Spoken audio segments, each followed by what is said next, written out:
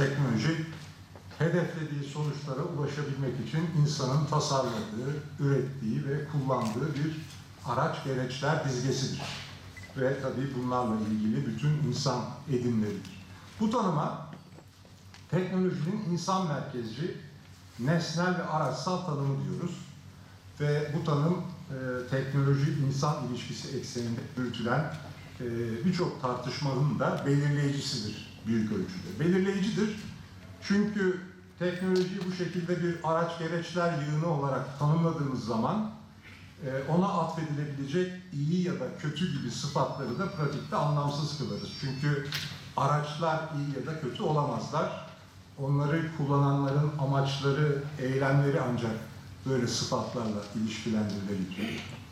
Bu anlamda insanların düşünme, iletişim kurma, eylemde bulunma biçimlerini belirleyen ve denetleyen de büyük ölçüde teknolojidir. Modern veya çağdaş zamanlarda insanların özneleştirilme süreçlerinin ve öznellik bilincine taşınmalarının mantığının iyi çözümlenmesi gerektiği vurgusunu da mündemiş bir tespittir aslında.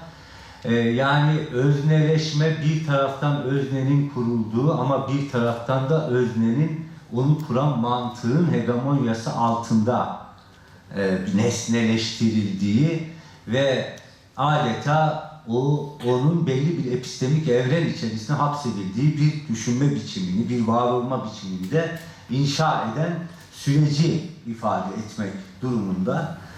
Din dijitallik bağlamı, dinin online yaşanımını yani dijital din kavramını ortaya çıkarmış.